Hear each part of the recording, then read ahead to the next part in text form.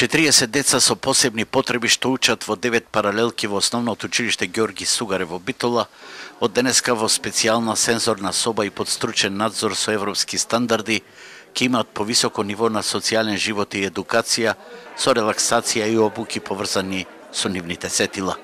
Донатор на сензорната соба, која денеска свечено беше предадена во употреба, е шведската организација Хантил Хан со германски партнери, одвојувајќи 35.000 евра во опрема, справи и стручна обука.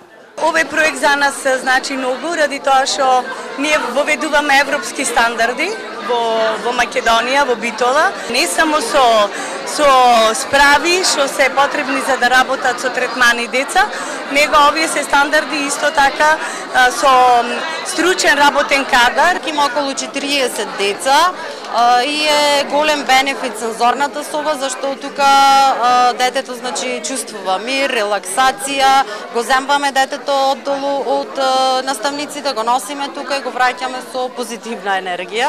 Ова соба ќе биде голем бенефит за децата, затоа што тука ќе можат, ако има потреба, да се смират. Ако има потреба да научат нешто што е поврзано со сетилата и кој е начин на работа со нив. Главниот иницијатор е Марија Русенгрен, по потекло од Битола и која живее во Шведска. Таа како голем филантроп во неколку проекти за битолските училишта има обезбедено над 140.000 евра, додека донациите за клиничката болница во Битола, опремата и медицинските материјали се со 10-кратно поголеми износи.